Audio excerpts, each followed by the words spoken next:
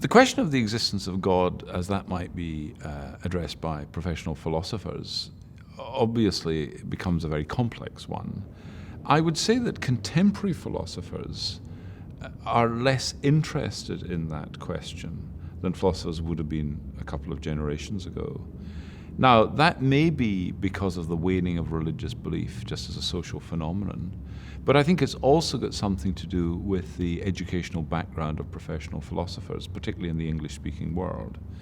So, if you go back to the period of the middle of the 20th century, in universities such as Oxford or Harvard, let's say, or my own university, St Andrews, the people who taught in those universities would have tended to have had a classical education.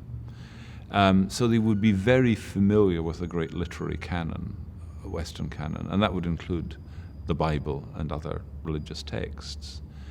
And so their outlook, as it were, was more humanistic and interpretative. They were interested in the human condition and what the great classic traditions have to contribute to our understanding of that.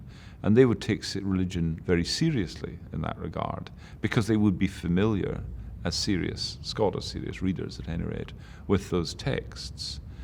Now, the sociology has changed. It's much more common for English-speaking philosophers to have had an education in science or mathematics in their background. This really begins in the United States, but it's developed here in Australia, and it's developed in the United Kingdom and so on. And I think that in consequence of that, people are just less familiar with those texts, religious texts, just as they're less familiar with sort of texts from classical history and things of that sort. But they're certainly less familiar with what I think we would call the sort of hermeneutic practice, the attempt to try to understand what a text means by relating it to contemporary human experience plus an understanding of the past and the human condition more generally. So I think that to some extent, this phenomenon of the new atheism and those debates actually goes on at a level that is below the academic. It's a more popular sort of thing. Within academic life, people tend not to be so interested in these issues.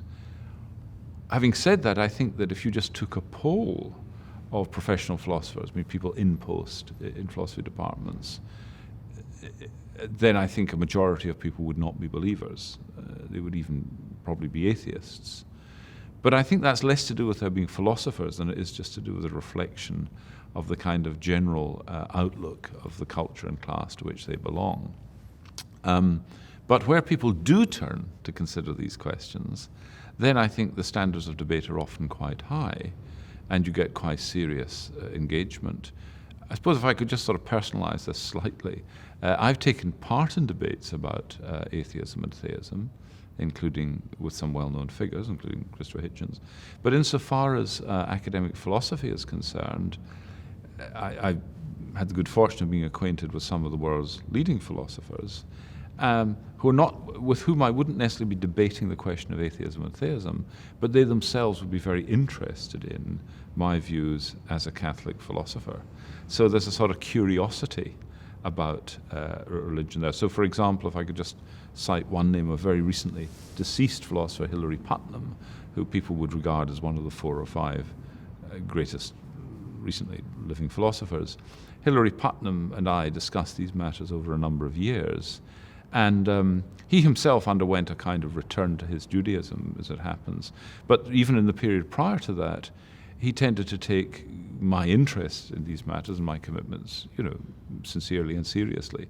So I think that it would be a mistake to suppose that because there are some vocal people maybe coming out of universities, and there's all this stuff going on at the sort of semi-popular level, that somehow this is a sort of fiery debate that divides people at the highest level of academic life. I think it tends not to be like that. But I think that's in part also because academics in general recognize the complexity of issues and tend therefore to sort of really, see these things are nuanced and be a little bit embarrassed by some of the sort of more polemical exchanges.